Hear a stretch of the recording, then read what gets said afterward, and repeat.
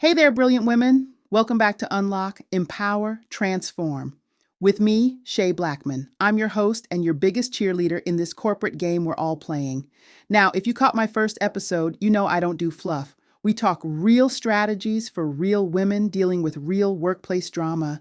And honey, do I have some truth to share today? So here's what happened. Last week, I posted about mentorship versus sponsorship on LinkedIn, and my DMs exploded. I'm talking notifications for days, but here's the thing. Y'all weren't confused about the difference. You already know mentors give advice and sponsors give access. What came through loud and clear was something much deeper. The deflation, the discouragement, the reality that in a system dominated by white male leadership, where people tend to sponsor those who look like them, it feels like the deck is stacked against us. One sister wrote me and said, "Shay, I get it. I need sponsors.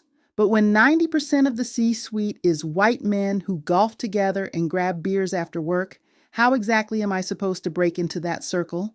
And you know what? She's not wrong. The reality is real, and we're not going to pretend it's not.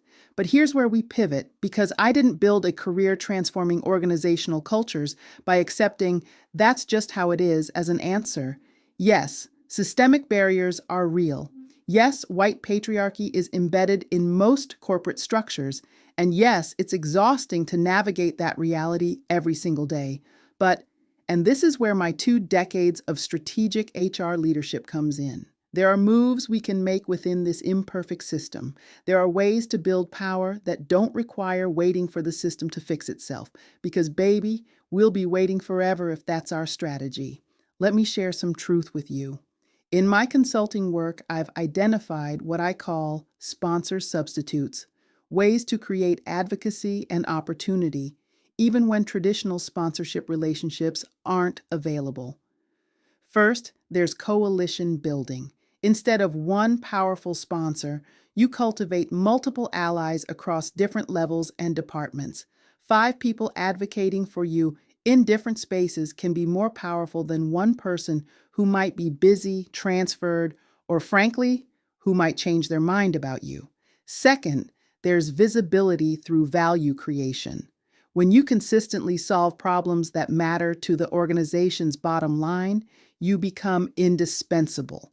And indispensable people don't need someone's permission to advance. They create their own opportunities. Third, and this is crucial, there's strategic positioning for lateral mobility. Sometimes the path up is actually the path sideways first into roles where you can build relationships with different power brokers, expand your skill set, and position yourself for opportunities in departments with more inclusive leadership. Now let's talk about what I call sponsor hacking, finding ways to get sponsor-level advocacy from unlikely sources. Board members who care about diversity metrics, clients who value your contributions, industry leaders you meet through professional associations, external executives who sit on nonprofit boards with your company's leadership. These relationships can create pressure and advocacy from outside the traditional internal hierarchy. All right, let's do some strategic work right now. I want you to grab a pen because we're about to do what I call the power mapping exercise. This is the kind of strategic thinking that creates options, and it takes exactly 7 minutes. Step 1. Write down your organization's biggest challenges right now, not the pretty problems they talk about in all-hands meetings, the real problems that keep executives up at night. Think revenue gaps, operational inefficiencies, customer retention issues, regulatory concerns. Step 2. For each challenge, ask yourself, how could my skills, experience, or perspective help solve this? Don't be modest. Think strategically about the value you could create. Step 3.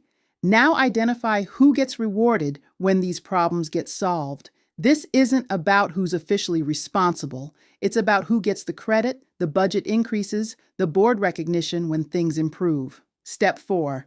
These are your influence targets. People who benefit from your success, whether they're traditional sponsors or not. Step 5. Here's the transformation question. How can you position yourself to be the solution to their problem? Now, some of you are thinking, But Shay, what if my organization is so toxic that none of this matters? Valid question. And here's my professional hot take. Sometimes the most strategic move is the exit strategy. Let me keep it 100 with you. I've been in situations where the culture was so entrenched in its biases that trying to navigate it was like trying to swim upstream in concrete. There was one organization where I spent 2 years trying to build bridges, create value, and find allies. But the leadership was committed to their boys' club, and every success I had was either minimized or attributed to someone else. You know what I did? I started building my external network while I was still employed. I began consulting on the side. I positioned myself as an expert in my field through speaking and writing. And when I left, I didn't just leave, I launched my own practice with clients who actually valued my expertise. Sometimes the most powerful move is refusing to play a rigged game and creating your own playing field. That's exactly what we explore in Rise and Thrive. Not just how to navigate existing systems, but how to recognize when it's time to forge your own path. Chapter 8 specifically addresses the transition from trying to climb someone else's ladder to building your own.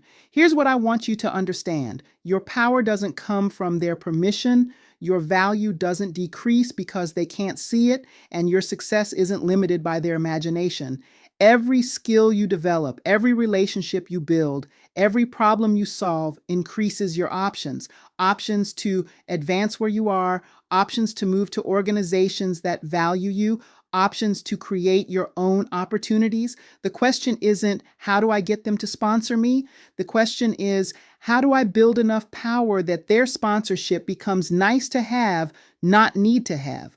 Now, I want to hear from you. After you complete that power mapping exercise, drop me a comment and tell me, what's one problem you could solve that would create undeniable value? And be honest, are you in an environment where that value would